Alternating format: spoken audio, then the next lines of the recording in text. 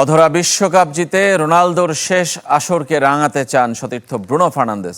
এদিকে আবারও বাঁ পায়ের ইনজুরিতে রিয়াল মাদ্রিদের নাম্বার 10 কিলিয়ান এমবাপ্পে। হ্যামস্ট্রিং ইনজুরিতে বিশ্বকাপে খেলার শঙ্কা তৈরি হবে কিনা তা নিশ্চিত নয়। ঢালাইয়ে দৃঢ়তা, নির্মাণে নিশ্চয়তা, প্রিমিয়ার সিমেন্ট, ঢালাইয়ের রাজা। ক্রিস্টিয়ানো রোনালদোর ক্যারিয়ারে একমাত্র অপূর্ণতা বিশ্বকাপ জিততে না পারা।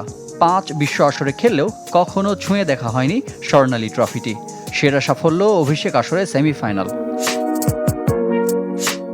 এবার গ্রেটেস্ট শো অন আর্থের ষষ্ঠ আসরে শেষবারের মতো দেশের প্রতিনিধিত্ব করবেন CR7। আর এই আসরকে রোনালদোর অপূর্ণতা ঘোচানোর মঞ্চ দেখছেন ম্যানচেস্টার ইউনাইটেডের পর্তুগিজ মিডফিল্ডার ব্রুনো ফার্নান্দেজ। সাবেক ইংলিশ তারকা ওয়েন রুনির পডকাস্টে এমনটি জানিয়েছেন ব্রুনো।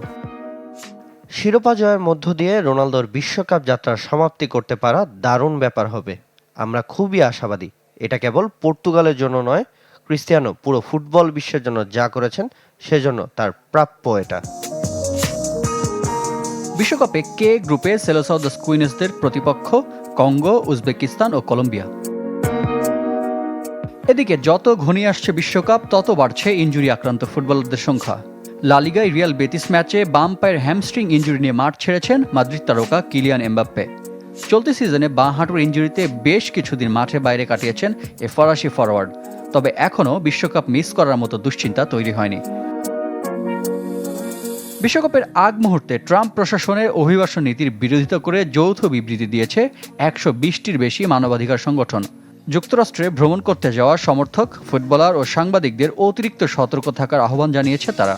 আমেরিকান সিভিল লিবার্টিজ ইউনিয়নের নেতৃত্বাধীন সংগঠনগুলোর দাবি, চলমান অবস্থায় সবচেয়ে ঝুঁকির মুখে অভিবাসীরা।